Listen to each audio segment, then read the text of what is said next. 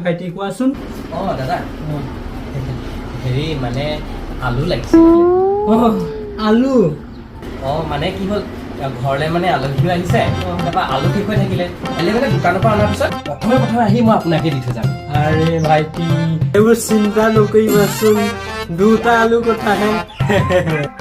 এখন নিজৰ ঘৰ বুলিহে ভাবি লোৱাচোন আলু দুটাহে লাগে ৰ'বা মই লৈ আহিছোঁ ৰ'বা সঁচাকৈ বৰ ভাল মানুহ দেই এইজন ওচৰ চুবুৰীয়াবোৰ ইমান ভাল হ'লে চিন্তাই নাই আৰু সেইটো লোৱা ভাইটি ধন্যবাদ দেই দাদা কাইলৈ মই আমাৰ পিছত মানে মাহঁতে অনাৰ পিছত মই দুটা আলু আপোনাক দি থৈ যাম আৰে ভাইটি এইবোৰ চিন্তা নকৰিবাচোন এখন কি তোমাৰ নিজৰ ঘৰ বুলিয়ে ভাবি লোৱাচোন লোৱা ঠিক আছে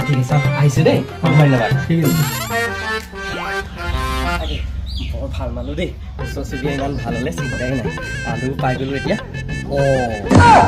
মানে মোক বিলাহীও লৈ যাবলৈ কৈছিলে নহয় বিলাহী এটাও খুজি আনো